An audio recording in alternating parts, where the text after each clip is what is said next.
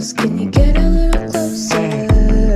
Hip-hop is a constantly shifting genre, and right now we're all trapping like it's Pokemon, rattling hi-hats that crisp and clack so hard you can hear them through the next bus passenger's AirPods. In this movement of the ever so riotous and yet so passive genre of trap rap, there's a lot more to admire than the next YouTube music commentator might suggest to you that there is. But what I'm most interested in is how far we can go with boiling this style of music down to its bare essentials, before songs just consisting of clapping and the occasional yeah. Acclaimed rappers and crooners are already slurring their words into plosives and syllables that just feel good to listen to, so how about literally making a record that is just at its core a bare bones, nearly incomplete sounding set of trap inspired non-songs? Well, Sneaks is onto it, and considering the odds, Highway Hypnosis is pretty uneven. A devilishly intriguing album, not one where the flaws aren't in sight. In fact, Sneaks makes them very visible, not even just in peripheral vision, literally swinging with glitter and seashells from the chandelier. But that's sort of essential. Experiencing this album without its pieces missing and the very lulled level of energy would be a bit like a corned beef stir fry with no onion! Admittedly, it's not even totally fulfilling given its tendency to give you an idea and quite literally be so first drafty that I might actually repeat that same thing over and over until your train of thought as a listener goes from yes you could get it to yes we get it. There's a ton of sounds scattered all over the beats here that sound like they're pulled from a library of presets and sound effects, but being able to construct something atmospheric and with a personality of its own from that is an achievement, a little like the soundtrack for that apocalyptic indie game Lisa. Highway Hypnosis isn't apocalyptic, but it's certainly barren, with a lot of the focus brought to usually only about 2 or 3 things at once. It makes for something that can go from eerie and chilly to snarky and wild. It takes this to some tiring extremes at points, like the part when Sneaks will sing the octave scale over and over again on Ecstasy, let alone what happens on Saiditzoneza.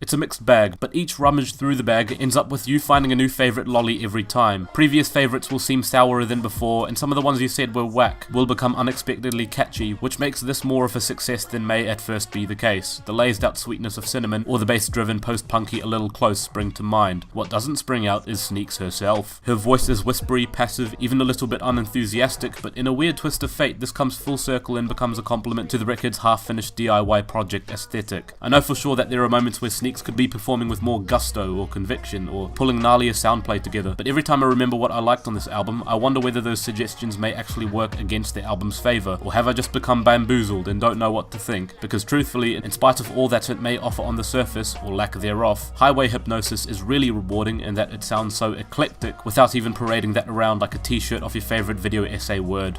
I suppose I have a 6 out of 10 to show for this, but I'm always an optometrist, so it could become a 7. Optometrist? What? Oh, Step into the kid trying to bring it, I promise you'll have no love. It's the new record from Little Simz, yeah? And it's called Grey Area, yeah? You hear me, yeah? I wish I had more insight to pile on about this album, but it speaks for itself so well and is just so clean and slick with few, if any, dips at all, that I just didn't know what I could add to the conversation. Watch Buffalo Staple or the Sound Binges reviews, they cover a lot of the grounds for what Simz has to say. Truthfully, I was just going to preface the album with some crap joke about never being a fan of Simz and instead growing up with Harvest Moon. See, I told you this was a lost cause. Anyways, Grey Area is absolutely fantastic. I'm not going to be cryptic about it, I'm not going to throw any backhanded compliments, I'm just going to put it out there. This album is good, and if you don't agree, then you are senior fool. The jump from the lush, steady-paced and imaginative stillness and wonderland that eventually tires out from holy moly to humdrum to what Grey Area offers in comparison is so far a leap it could inspire Greg Rutherford again. This album is slick, track to track with all filler, no killer. The beats are lavish and extremely varied, but never feel disjointed as a collection of songs in the tracklist that are unmistakably suited for Little Simz. Inspired obviously by the UK scene, especially when it comes to the one big shout-out track 101 FM, but also notable in its flavours of boom bap and neo soul. Simz as a rapper is brash and unapologetic, even fed up from the get-go but for good reason. Not only does she address therapy, unfaithfulness, misogyny and classism, her take on them seems to be a steadfast call for unity and a rethink about how we approach these issues while also dropping mad flexes, bro. Usually the phrase "I don't care who I offend" is used by people with little consideration for others and the way our behaviour and language affects others, especially in respect to the topics that Lil Simz addresses. Little Simz, however, spins this to be her self-empowerment call, refusing to back down. It's a 5 out of 10, honestly.